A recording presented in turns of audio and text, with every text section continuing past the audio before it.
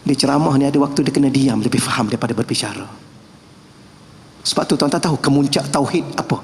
Kemuncak tauhid adalah diam. Menafikan segala-galanya. Maka diam. Allah. Habis ceramah kita hari ini. Kita berhenti dengan kita berdiam diri dan serah diri kita seluruhnya kepada Allah.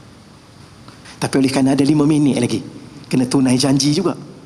Okey, bawa ke masjid, dibersih hati Nabi. Ini satu benda yang menjadi persoalan. Adakah hati seorang kekasih, hati seorang ketua Nabi, hati ketua Rasul belum cukup bersih sehingga perlu dibersihkan? Cuba tuan-tuan tanya. Allah, dia melihat di hati kita.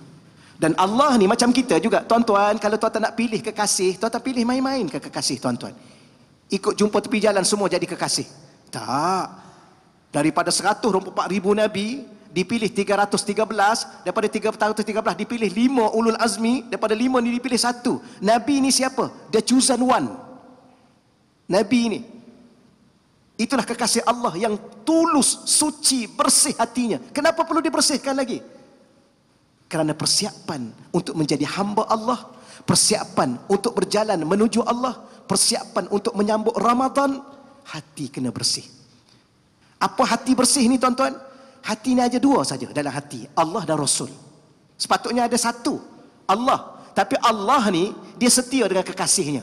Tak sah seorang itu hatinya menjadi Muslim, tak sah seorang itu hatinya menjadi mukmin, tak sah seorang itu hati menjadi apa? Muttaqin. Hati yang ada 2, Allah dan Rasul. Itu yang kita baca tu ya.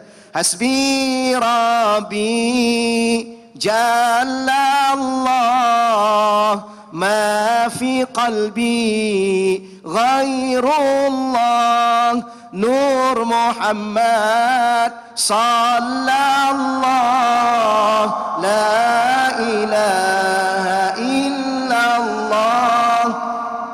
Masa muda-muda dulu saya terjemah ringkas, saya baca ya, minta izin tuan-tuan ya. Dia bukan nasyid.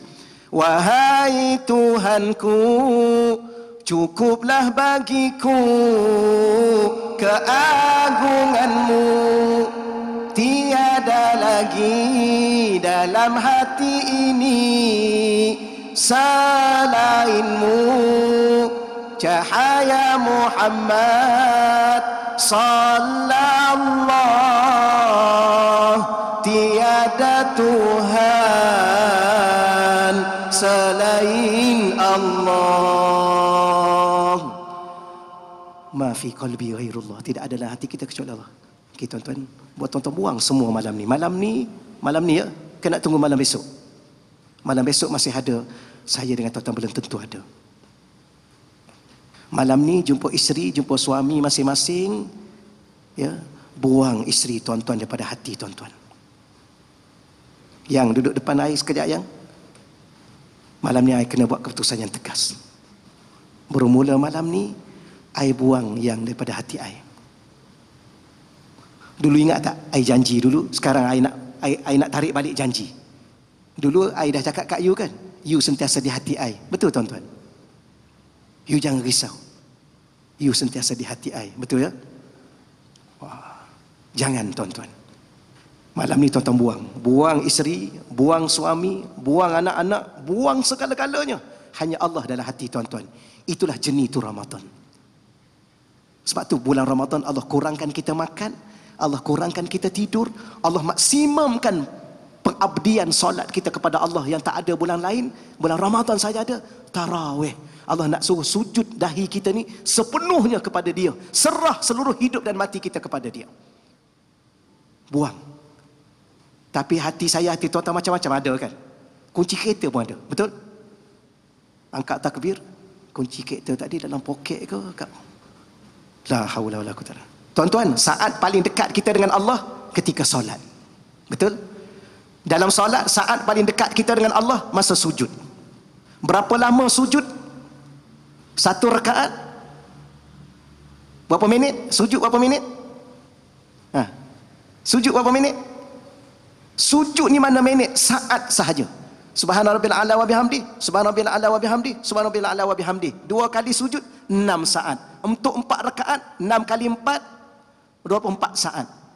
Allah minta hati saya dengan tuan-tuan di saat paling dekat waktu kita dengan dia 24 saat untuk 4 rakaat. Itu pun kita tak mampu pertahankan hati kita. Bangun-bangun rakaat kedua ke ketiga, rakaat keempat ke ya teruk lagi. Rakaat pertama tadi baca tak Fatihah. Di mana hati tuan-tuan dengan Allah? Di mana?